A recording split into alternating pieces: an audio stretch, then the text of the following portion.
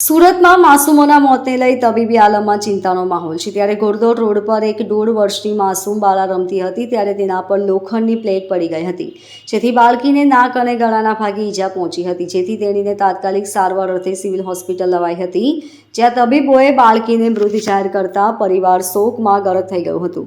Ghoddod road પર આવેલા રામચોકની સામે સુભાષનગરમાં રહેતા પંકજભાઈ ભરતભાઈ મેડાની 1.5 વર્ષની દીકરી સાથે રહી 2 મહિનાથી મજૂરી કામ કરે છે।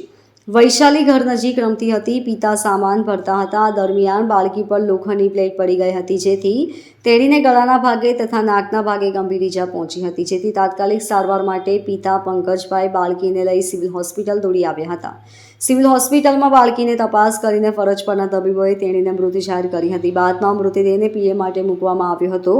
દીકરીના મોતને લઈને પરિવાર શોકમાં ગરક થઈ ગયો હતો। શોકગ્રસ્ત માતા પીએમ વગર જ દીકરીને લઈ જવાની કોશિશ કરતી હતી, જોકે ફરજ પરના સિક્યુરિટી સહિતના સ્ટાફે સમજાવટથી કામ લીધું હતું, જેથી માતા બાળકીના પીએમ માટે માની હતી। પંકજભાઈ શું ઘટના બની, કઈ જગ્યાએ? હવે એ આયા સુભાષનગરમાં આપણે હું છેલ્લા 2 મહિના તો કામ કરું છે, મેં એ સામાન શેઠને શોખી ના પાડલી, લોખંડનો સામાન છે હું નહીં ભરું, તો એ લોકોને કીધું તારે ભરવો પડે, એટલે મારી નાની છોકરી હતી, હું ત્યાં ભરાવા ગયો, આ આવ્યો પરવીનભાઈ, હું શોખી ના પાડલી કે મારે સામાન નથી ભરવો એમ, તો છતાં હું સામાન ભરાયો મને, અને આજે મારી છોકરી મરી ગઈ।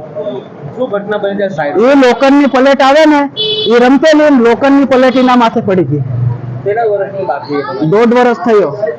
કઈ જગ્યા પર ઘટના બની? સુભાષનગર।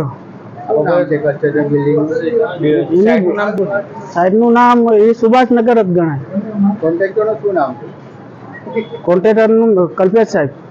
માલિક કોણ છે? માલિક ખબર નથી। ઘટના બની ત્યારે ખાનગી હોસ્પિટલ લઈ ગયા, શું ઘટના બની ત્યારે? ના, ડાયરેક્ટ અહીંયા જ લાયા। અહીંયા ત્યારે ડોક્ટરે શું કીધું? ડોક્ટરે ના પાડી દીધું, નહીં બચે અમારથી। તમારી કોઈ બીજા સંતાન છે? ના, એક જ છે સાહેબ। આ ઘટના લઈને તમારું શું કેવું છે? કોના કારણે આવી ઘટના બની છે? તમે ના પાડી સામાન્ય? હવે એમાં કોઈ કહેવાય જેવું નથી એમ। હવે શું માનશો તમે? હવે શું માને?